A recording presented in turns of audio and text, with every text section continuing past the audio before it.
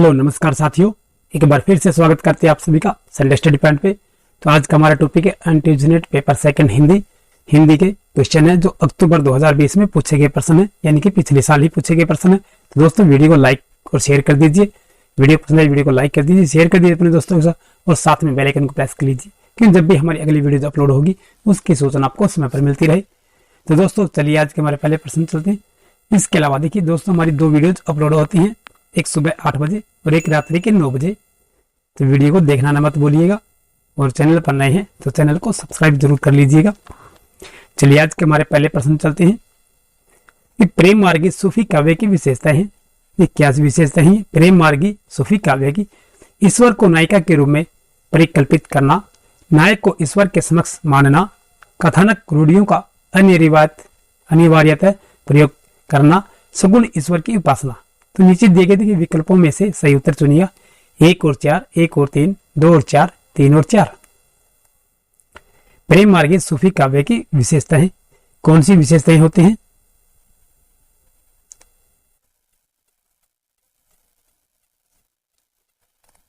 ये option number B जो हमारा सी आंसर हो जाए 1 और 3 है। ठीक है, ईश्वर को नायिका के रूप में परिकल्पित करना और नायक को ईश्वर की कथानक रूढ़ियों का अनिवार्यतः प्रयोग करना। ऑप्शन नंबर बी जो हमारा सी आंसर हो जाएगा।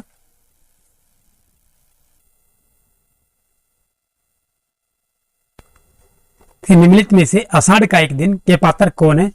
सवितांग, दंतुल, अनुस्वार या श्यामांग। नीचे दिए गए विकल्पों में से सही उत्तर चुनिए। 1 और 2, 2 और 3, 3 और 4, 2 और 4। इसमें सही आंसर हमारा ऑप्शन नंबर बी हो जाएगा। ठीक है, 2 और 3 है। ठीक है, दंतुल है, अनुस्वार है। ये आषाढ़ का एक दिन जो है मोहन राकेश की है और ये सन 1958 ईस्वी में इसका प्रकाशन हुआ था। ये मोहन राकेश द्वारा रचित है, हिंदी नाटक है ये एक प्रकार का। चलिए अगले प्रश्न चलते हैं हम। देखिए इसमें जो है ना, इस नाटक के जो अन्य पात्र हैं, दंतुल है राजपुरुष है, अनुस्वार देखिए अधिकारी होता है, अनुनासिक जो अधिकारी है और विलोम आदि है इसमें। ठीक है, याद रखिएगा। चलिए अगले प्रश्न चलते हैं हम। निम्नलिखित में से हजारी प्रसाद द्विवेदी की रचनाएं हैं, ये कौन सी रचना है? आधुनिक साहित्य सृजन और समीक्षा, साहित्य का मरम, मध्यकालीन धर्म साधना, भारतीय सौंदर्यबोध और तुलसीदास। देखिए विकल्प दिए गए हैं 1 और 2, 2 और 3, 3 और 4, 4 और 1। इसमें सही आंसर हमारा ऑप्शन नंबर बी हो जाएगा। 2 और 3 है, हजारी प्रसाद द्विवेदी द्वारा की रचनाएं। ठीक है, साहित्य का मरम और मध्यकालीन धर्म साधना। ऐतिहासिक सांस्कृतिक कहेंगे दोनों ही इनकी कृतियां। साहित्य का मरम जो 1949 ईस्वी में इसका प्रकाशन वर्ष है और मध्यकालीन धर्म साधना जो 1952 ईस्वी में इनका प्रकाशन वर्ष है।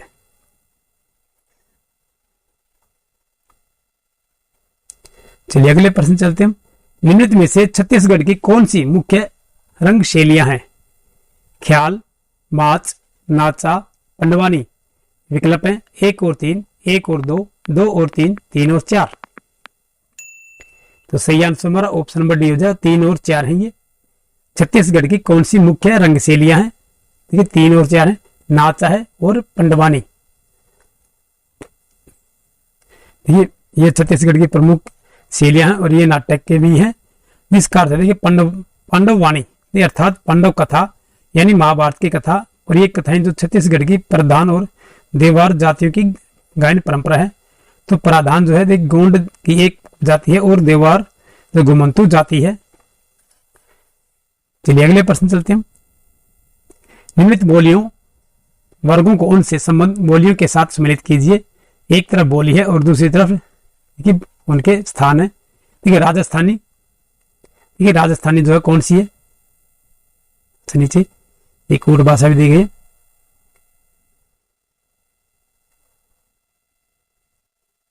वर्गों को उनके साथ संबंध देखिए बोली है और उनकी बोलियों के साथ है। वर्ग दिए गए कौन से किसके साथ है? इसमें सही आंसर देखिए हमारा ऑप्शन नंबर ए हो जाएगा साथियों। देखिए सबसे पहले जो है राजस्थानी जो देखिए ये मालवी के साथ है। ठीक है, ऑप्शन नंबर देखिए ए हमारा सही आंसर हो जाएगा। 4, 3 है। फिर देखिए पश्चिमी हिंदी जो है कन्नौजी है।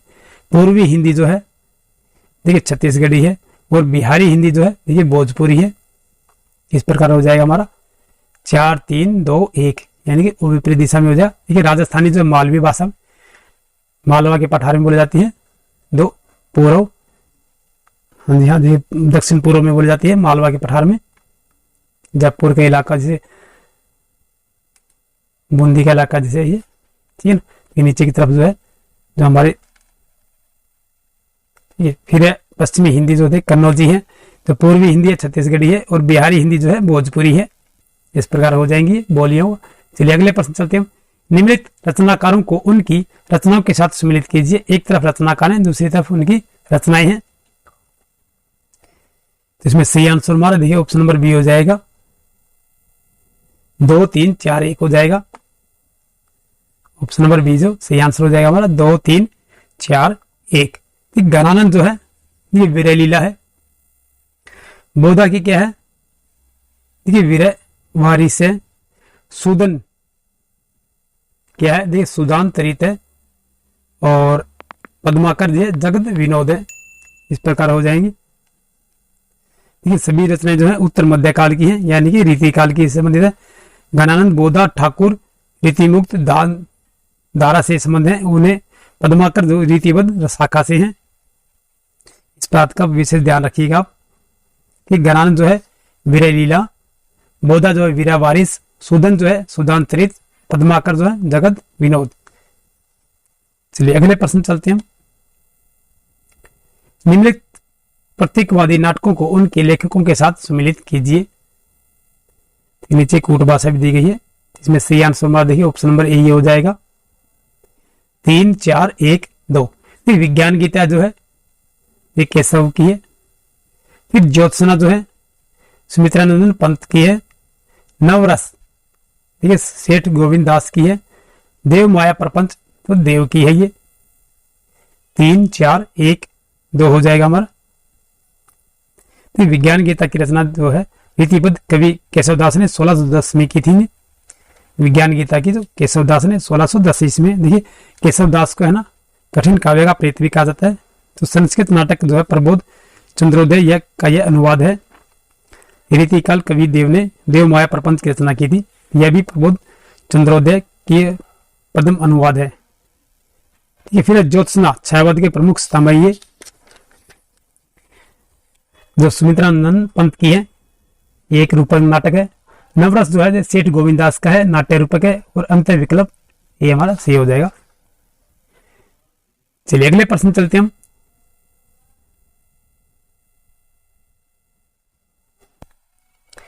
चलिए अगला प्रश्न जो हमारा है, सूची 1 में दी गई पत्रिकाओं को उनके संपादकों से सम्मिलित कीजिए। एक तरफ पत्रिका है, उनकी तरफ संपादक है। कवि वचन सुधा ये भारतेंदु हरिश्चंद्र की है।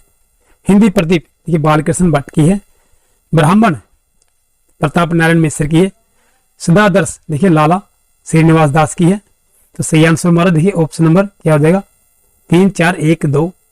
ठीक है, ऑप्शन नंबर सी जो हमारा सही आंसर हो जाएगा।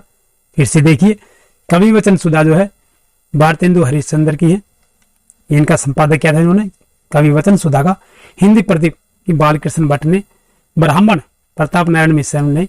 सदादर्श देखिए लाला श्रीनिवास दास ने।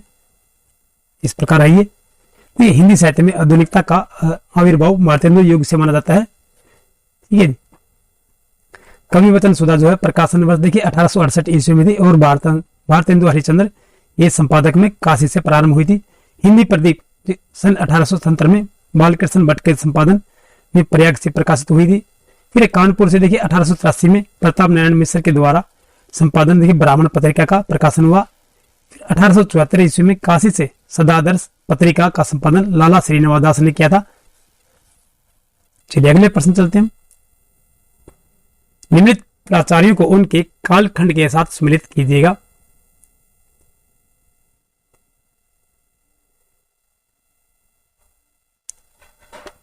मम्मट जो है 11वीं सदी का उत्तरार्ध में हुए थे। मम्मट जो है 11वीं सदी के उत्तरार्ध में। फिर बामय ये 6वीं सदी का मध्यकाल है। ये शंकुक देखिए 9वीं सदी का आरंभ है। और विश्वनाथ देखिए 14वीं सदी में हुए थे विश्वनाथ। तो ऑप्शन नंबर देखिए हमारा डी हो जाएगा। इसमें 3 4 1 2 हो जाएगा। 3 4 2 1 सॉरी दोस्तों।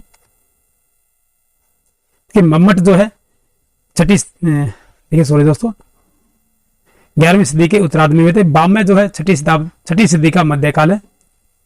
फिर शंकुक जो है 9वीं सदी का आरंभ है और विश्वनाथ जो है 14वीं सदी के। 3 4 2 1। चलिए अगले प्रश्न चलते हैं।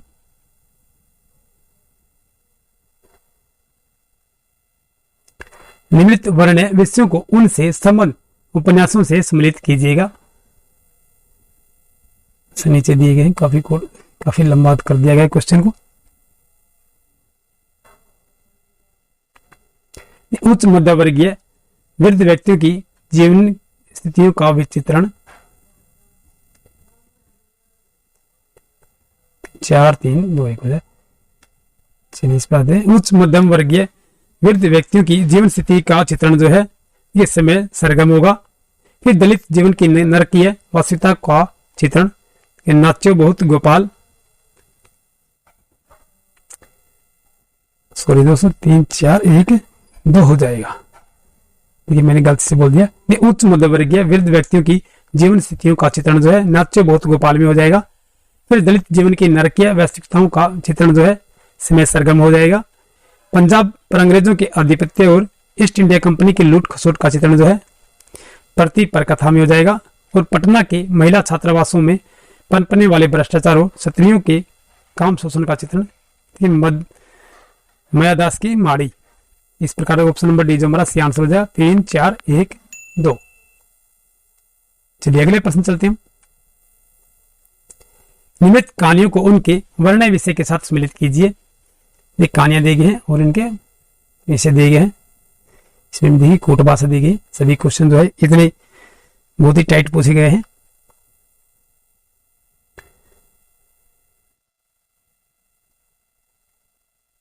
चलिए इसका प्रश्न जो हमारा 4 3 2 1 हो जाएगा। इस प्रकार देखिए विपरीत दिशा में हो जाएगा। चलिए आपको बता देता हूं मैं।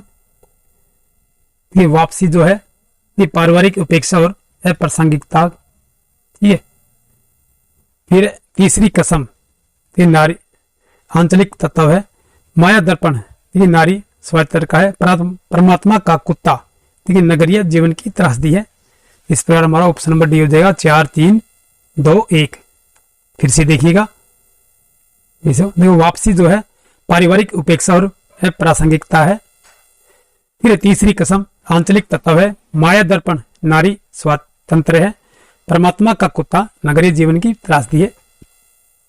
4 3 2 1 हो जाएगा हमारा। चलिए अगले प्रश्न चलते हैं। सूची सेकंड को सम्मिलन करना है। इसमें भी सही आंसर हमारा ऑप्शन नंबर देखिए बी हो जाएगा हमारा। 1 4 2 3। ठीक है तो साथियों अलमा कबूतरी किसकी है? मैत्रेय पुष्पाम की है। फिर छिन्नमिस्ता ये प्रभा खेतान की है। सूखते चिनार मधु काकरिया की। परिजात नासिरा शर्मा जी की है। 1 4 2 3। इस प्रकार हमारा सही आंसर हो जाएगा। मैत्री पुष्पा की जो आत्मा कबूतरी जो है कि 2000 ईस्वी में लिखी गई है। इसका प्रकाशन वर्ष है। फिर छिन्नमिस्ता खेतान प्रभा खेतान की है। छिन्नमिस्ता जो है ये सन 1993 में इसका प्रकाशन वर्ष है।